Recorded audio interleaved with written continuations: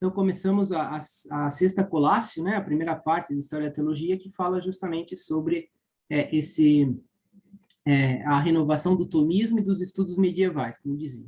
Então, eu queria primeiro fazer eu pus aí digamos assim, um slide, né, porque eu queria fazer eu falar um breve histórico. Nesse histórico também eu vou falar agora da renovação atual e falar os nomes, né, que tem vários nomes, várias instituições aí que eu queria citar, é interessante, bem interessante, e depois aí eu não vou usar mais slides, aí eu falar, digamos, vou destacar os pontos do que significa, ou seja, a contribuição da renovação do tomismo na teologia atual, né, essa é a ideia. Então, São Tomás de Aquino, né, ele nasceu no século XIII, morreu em 1274, em vida ele já foi um grande mestre, né, então todo mundo já o conhecia, ele era um professor prestigioso, os alunos iam para suas aulas, mas acontece que também na época havia vários mestres, né, então havia o mestre dos franciscanos, São Boaventura, havia uma disputa entre as ordens religiosas, entre os professores seculares. Então, digamos assim, embora, né, a obra de São Tomás foi reconhecida já em vida, demorou um pouquinho para ela ser universalizada. E podemos dizer que o método escolástico, assim como o método por excelência da teologia que vai se impor, né, vem principalmente a partir do século XVI, a partir do século XVII, né, que é a época em que se proliferam as universidades, é a época que a imprensa já funciona muito bem, que a difusão da doutrina, então, especialmente a Suma Teológica passa a ser como uma espécie de catecismo da Igreja Universal, né? No sentido, quer dizer, aqui está a estruturação de toda a teologia, mas principalmente essa forma de fazer teologia, que vai ser marcada por São Tomás, de modo especial pela Suma Teológica, né? Bom, mas ao mesmo tempo, junto com essa universalização que acontece, especialmente até pelos jesuítas, a Escola de Salamanca teve um papel muito importante, né?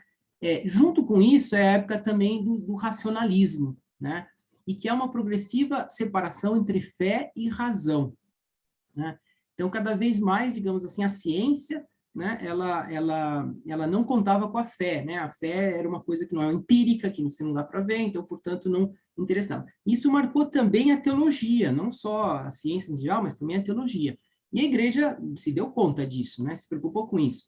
Por isso que eu coloquei que já na Dei Filhos, que é a Constituição Dogmática do Concílio Vaticano I, foi levantada essa questão, né, e se via que era necessário resolver essa questão, né, da separação entre fé e razão. Então, na Dei Filhos se fala disso, né, mas ainda enfim, é uma coisa muito incipiente. E a Fides et Ratio de São João Paulo II, né, agora eu não me lembro exatamente que ano, mas, né, sei lá, nos anos 90, é que, digamos assim, como que resolve, né, essa questão, né, como a razão tem que estar aberta à fé, né, e a fé, ao mesmo tempo, deve contar com a razão, como as duas coisas são como dois pulmões, né, da ciência teológica e, de certo modo, de qualquer ciência, né, qualquer ciência. Quer dizer, a fé é como uma espécie vamos dizer, de abertura da razão, né, a razão sem a fé, ela fica sufocada. Bom, mas estava dizendo que durante o século XIX, no final do século XIX, com o Concílio Vaticano I, a Igreja se dá conta desse problema, né? E começa a querer resolver esse problema. E o grande assim marco dessa renovação foi justamente o pontificado de Leão XIII.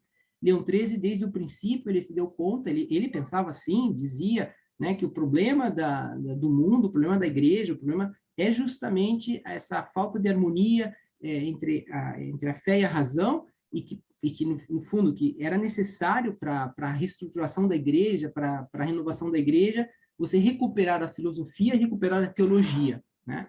E um aspecto importante que eu coloquei aqui, né, que é muito importante no caso da renovação dos estudos teológicos, é a Comissão Leonina, de 1879, que ele funda a Comissão Leonina, que é, digamos, uma comissão, né, que vai cuidar da publicação de toda a obra de São Tomás de Aquino, e digamos assim, uma obra crítica, né, para ver exatamente o que São Tomás de Aquino escreveu, o que não escreveu, que, aliás, São Tomás de Aquino escreveu muito, e muita coisa não era muito dele, era dos seus alunos. Então, ao contrário do que a gente pode imaginar, a obra de São Tomás de Aquino, ela não é assim tão tão clara de que é realmente tudo dele ou não, tem coisas que são muito claras, outras não, mas pela quantidade de coisas que ele deixou escrito, né?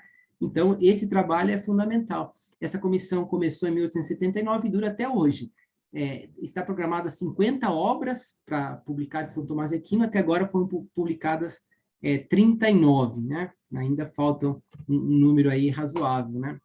Então, bom, mas depois com São Tomás de Aquino também, coloquei aqui, desculpa, com Leão XIII, ele também vai incentivar vários centros acadêmicos e instituições, né? Eu coloquei aqui alguns para que talvez não soem, né?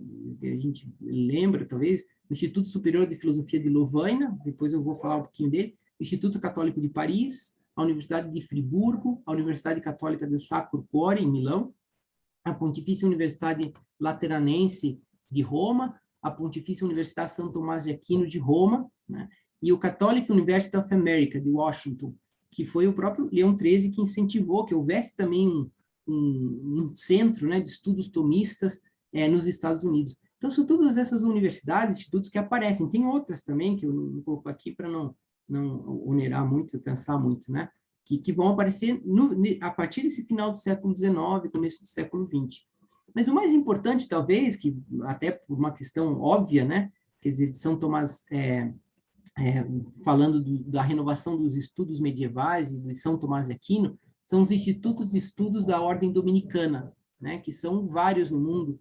Então, que vão também, que vão ter um papel fundamental nessa renovação dos estudos tomistas, né? Então, Toulouse, por exemplo, Lyon, Bolonha, Salamanca, Oxford, Canadá, Estados Unidos também, vamos dizer, nasceram, né, esses estudos da Ordem Dominicana, né, cada um na sua, uns mais, outros menos. Toulouse é onde estão as relíquias, né, de São Tomás de Aquino.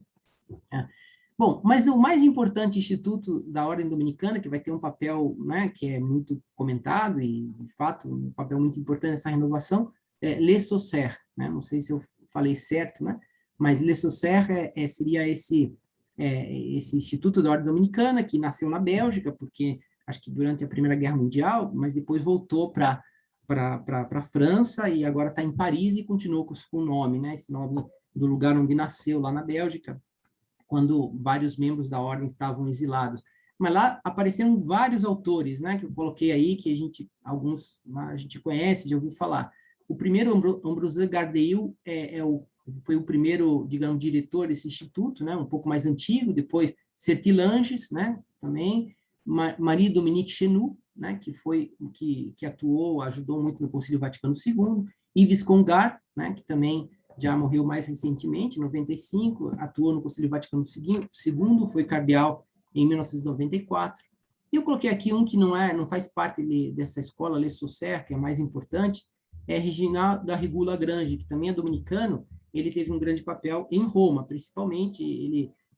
Esse que escreveu As 6 Idades da Vida Interior, mas a primeira obra dele, né,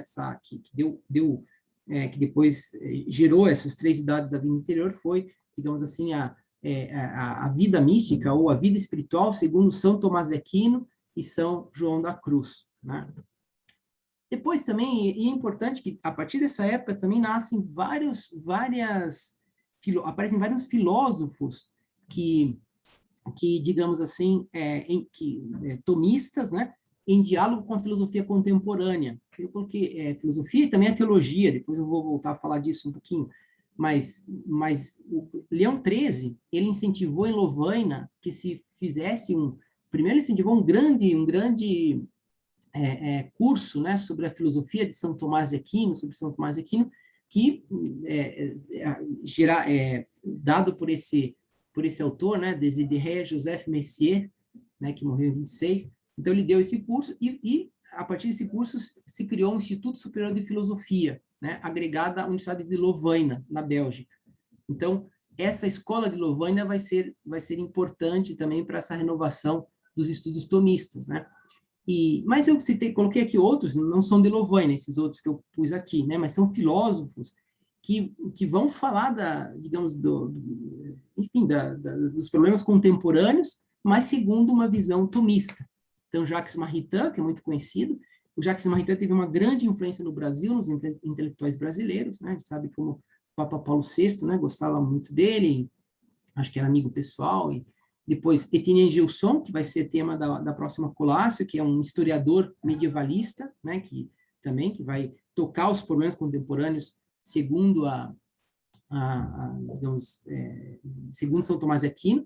Depois, Joseph Pieper, né, eu pulo aqui, que é esses três. Joseph Pieper é alemão, os três são leigos, não são professores de filosofia. Jacques Maritain deu muita aula também nos Estados Unidos, no Canadá, Etienne Gilson, acho que na França, Joseph Pieper na Alemanha, e Cornélio Fabro, que é um religioso estigmatino, que foi muito importante em Roma, né? Ele ajudou até a fundar a Pontifícia Universidade Urbaniana, que é mais recente, né? Mas não está aí assim como um grande centro, mas ele sim foi um grande filósofo, né? Aliás, ele tinha a maior biblioteca, parece, do mundo de Kierkegaard, né? E ele estudava esse autor, mas ele é um tomista. E ele doou à Pontifícia Universidade da Santa Cruz, né? Pelo menos quando eu estava lá, existia lá um Fundo Fabro, né? Que é essa biblioteca que ele deixou para a universidade. Então, bom, então tudo isso eu dei uma ideia um pouquinho dos institutos, os autores que aparecem, digamos assim, na época, né, nessa época de... Só um minuto. Opa, peraí, desculpem que eu aqui está pulando, estava procurando aqui. Então, que essas que vão surgindo nessa época, né? Bom, e agora eu queria dizer, então, quais são, então, na verdade, vamos assim, eu estabeleci como vamos dizer, uns aspectos, né? Acho que eu separei aqui 4 aspectos que, digamos assim, que marcam esses novos estudos sobre São Tomás de Aquino, né? Então, em primeiro lugar, que digamos, foi muito comum nesses novos estudos de São Tomás de Aquino a preocupação com o contexto histórico da época, né? Martin Grabmann, né, que é um autor, digamos, de Roma, ele fez a sua tese lá, ele é alemão, na Universidade de São Tomás de Aquino de Roma. Ele escreveu, no começo do século XX, a história do método escolástico, né? Quer dizer, ele põe o método escolástico, como que nasce, como se desenvolve, nesse contexto histórico, né? Depois começa a estudar mesmo a vida de São Tomás de Aquino, né? E São Tomás de Aquino aparece como um homem extremamente aberto ao diálogo, né? Em ocasiões, às vezes, muito polêmico, aliás, ele gostava de uma briga, né? Ele conversando com os filósofos pagãos, no caso, Aristóteles, Platão, né? Árabes, judeus, né? Ao mesmo tempo, também, a gente sabe que é um erro também achar que tudo veio de Aristóteles em São Tomás de Aquino, de forma alguma, né? Ele era, sobretudo, agostiniano, ele amava, quer dizer, usava os padres da igreja, né? E também Aristóteles, claro. Mas ele, conversando com os filósofos pagãos, com outras tradições escolásticas, né, no caso o franciscanismo, o agostinismo. Esse livro aqui, né, São Tomás, que saiu pela Quadrante, São Tomás em Poucas Palavras, de Jean-Pierre Torrel, mostra muito bem isso, né? É interessante, ele faz uma biografia usando só as obras de São Tomás de Aquino e mostra essa pessoa aberta ao diálogo. Depois também foi importante, então esse é o primeiro aspecto, né, que se começou a estudar São Tomás de Aquino no contexto histórico, né, de uma forma, quer dizer, e de fato ele aparece assim um pouco diferente do que às vezes a gente pode conceber, talvez de uma forma um pouco assim, até preconceituosa, né, no sentido, quer dizer, antes mesmo de conhecer seu contexto, a gente já faz uma ideia de quem era São Tomás, né? Esse livro aqui é muito interessante, que tirou um pouco muitas dessas ideias falsas, né, de São Tomás de Aquino. Depois, outro aspecto é que se começa a fazer um estudo científico da obra de São Tomás de Aquino. Interessante que essas obras completas, né, que aparecem justamente, vamos assim, mostra o contexto, né, que ele, digamos, das suas fontes, da onde ele tirou, como que ele conheceu Aristóteles, através de qual tradução, etc. Isso ajudou muito, vamos dizer, a precisar mais, né, as próprias ideias de São Tomás de Aquino, né. Depois, um terceiro aspecto que eu diria é que eu falei de vários filósofos, por exemplo, né, quando eu falei de Gilson, de Maritain, de Fabro mesmo, de Pieper, mas também vários teólogos, como, por exemplo, Marie-Dominique Chenu, Congar, Gustave Thils, né, foram teólogos, digamos, tomistas, que usaram São Tomás, mas sempre em diálogo com o pensamento contemporâneo, né? Seria um terceiro aspecto, quer dizer, agora desse novo, desse renascer do tomismo na igreja, né? E, por exemplo, os filósofos, eles têm muito esse diálogo com o existencialismo, com a fenomenologia, então a gente vê uma combinação assim muito, né? Por exemplo, fenomenologia, São João Paulo II, existencialismo, Jacques Maritain, né? Que, enfim, então a gente vê esse diálogo.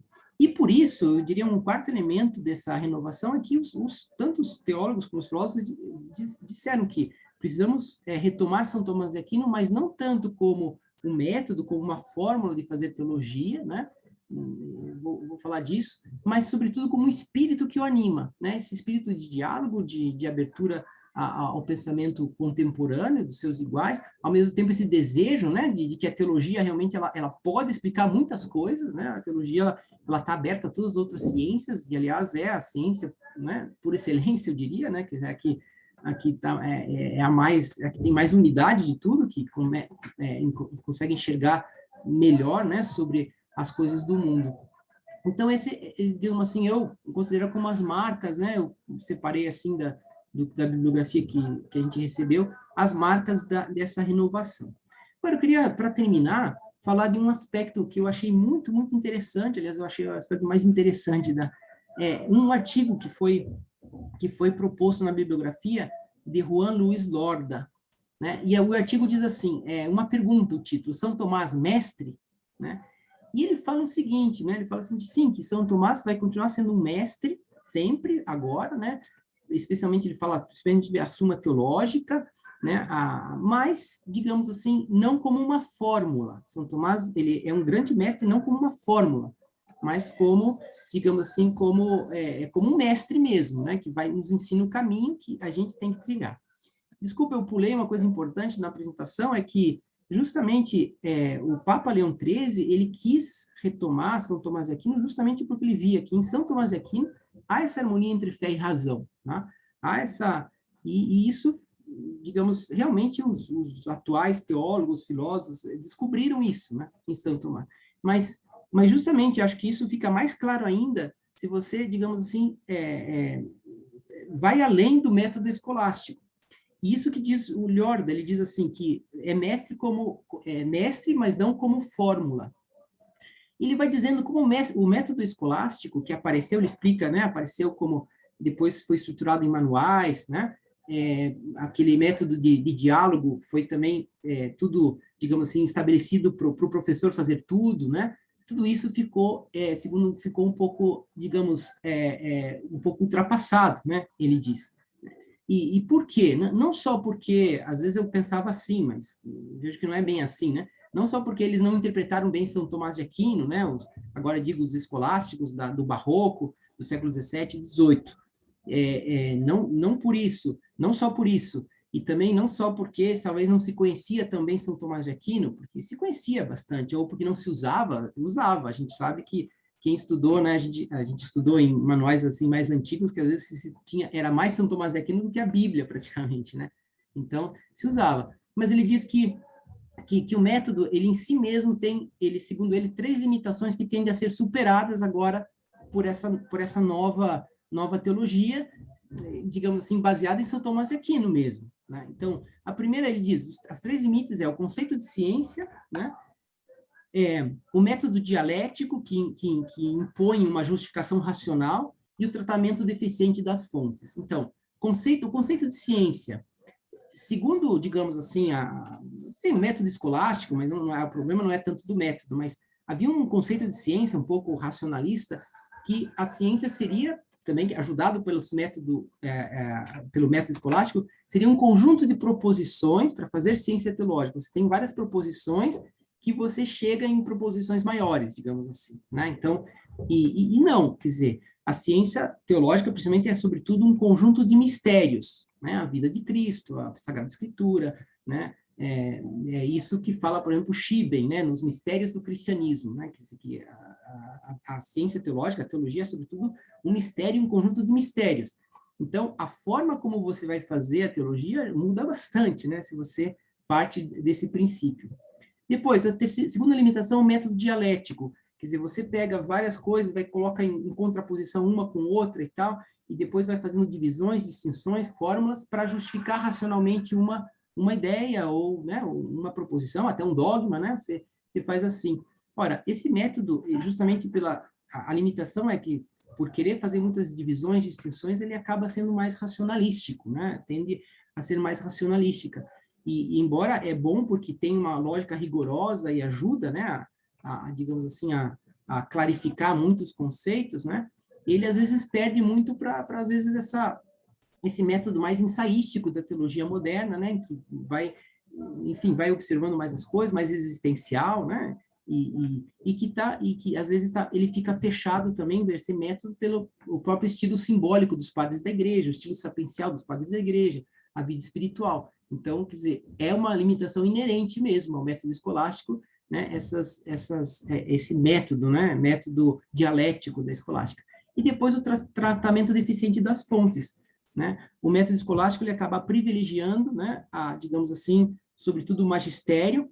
Por quê? Porque tem como fonte todas aquelas proposições bem organizadas que me ajudem a justificar racionalmente algo, né? Então, às vezes, por causa disso, não se menosprezava jamais, mas digo, se deixava assim mais em segundo plano a Sagrada Escritura e pelo menos, né, a Sagrada Escritura e os padres da Igreja, né? São Tomás de Aquino usava muito, em profusão, a Sagrada Escritura e os padres da Igreja, mas ele fazia esse método escolástico. Depois os escolásticos eles acabavam, digamos assim, ficando com essas proposições, né, lógicas. E, claro, e por isso usavam como, em primeiríssimo lugar, o magistério da Igreja, que já tem, digamos, a proposição já bem constituída, bem organizada, né? E isso é o tratamento deficiente das fontes, que é uma limitação do método escolástico. Então, por isso que eu vou terminar com uma citação desse nosso autor, do Llorda, né? Então, vale a pena, já termino aqui. Deixa eu... Então, eu pus aqui, que ele fala o seguinte, né? E aí né, que no fundo é um resumo de tudo que eu falei, um pouco dessas três limitações. Ele diz assim: converter São Tomás em um sistema conceitual autônomo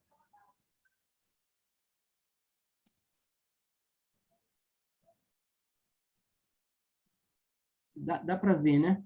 Que eu não tô conseguindo. Aí. Converter São Tomás em um sistema conceitual autônomo, porque evitar, né, converter São Tomás em um sistema conceitual autônomo, porque correríamos o risco de perder seu contato com a realidade e reduzi-lo a um jogo lógico baseado na definição de uns conceitos fundamentais. Esta é, como podemos vislumbrar, uma das razões, talvez a principal, do esgotamento dos diversos tomismos ao longo da história. Os tomismos, entre aspas, passam, mas São Tomás de Aquino permanece onde estava, sendo o mestre que foi. Uma certa formalização transitória é inevitável e, na realidade, necessária para o ensinamento, e temos que recorrer a ela para iniciar-se. Mas, para levar adiante tarefas de pensamento, é indispensável acudir diretamente aos textos de São Tomás, bem situados no seu contexto histórico. E se quer fazer algo mais do que um estudo histórico, é preciso voltar a nosso contexto, buscar também o apoio de quem pensou mais recentemente e pensar com a própria mente.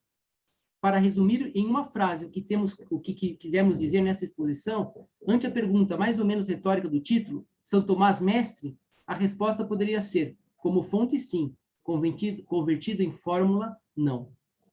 E com isso eu termino aqui a apresentação.